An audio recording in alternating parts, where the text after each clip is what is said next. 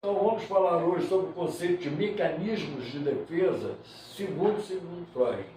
Então, quando fala segundo Sigmund Freud, a gente deve acrescentar segundo Sigmund Freud, a partir das suas observações em relação ao fenômeno psíquico estudado, no caso, o mecanismo de defesa, ao longo da sua experiência como psicanalista. Tá?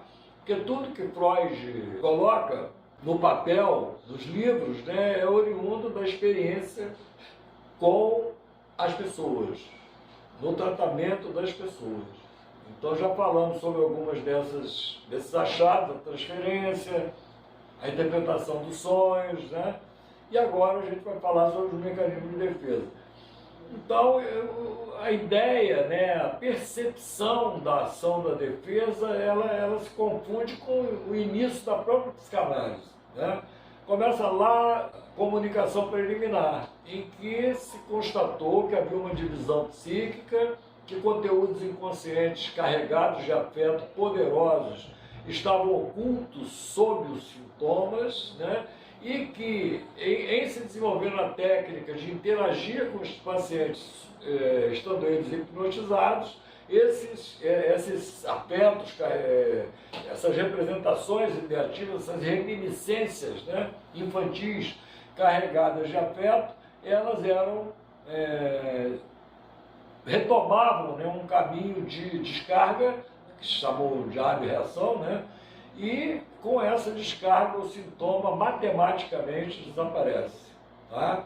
Então essa constatação, esta observação de um fato, então as coisas são assim, as coisas foram observadas assim. Então se você consegue conversar com a paciente histérica, com o paciente histérico, estando ele sob hipnose, e você consegue promover a abreação desse afeto que está investido nas representações psíquicas da memória, principalmente infantil, isso é depois, a memória descoberta que era infantil, que o afeto só está carregando com essa força representações infantis, isso aí foi uma descoberta posterior. Mas a primeira descoberta era que reminiscências carregadas de afeto estavam inconscientizadas.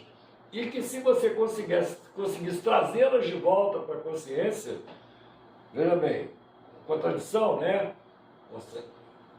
consciência sobre hipnose, pois é, boa lembrança, Então o sujeito, quando está dormindo, por exemplo, ele se torna consciente temporariamente quando ele está sonhando.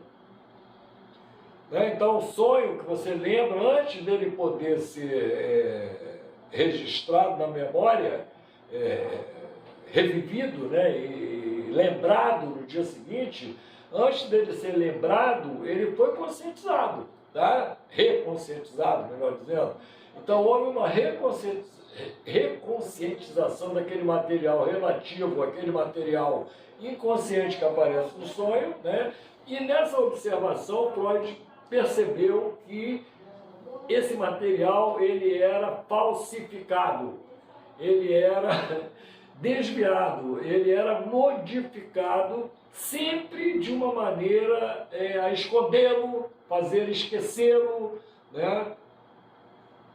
do mundo de vigília. Então, de noite, o retorno do recalcado, o retorno do reprimido, se expressa através de sonhos e ele não consegue fazer esse retorno livremente. Aliás, até consegue, se fizer o retorno livremente, o cara acorda, olha só, é inviável, em termos de sobrevivência do indivíduo, ele acordar toda noite com pesadelo, quer dizer, ele não dormir, ele acaba se tornando uma presa mais fácil para os outros competidores que estão à sua volta.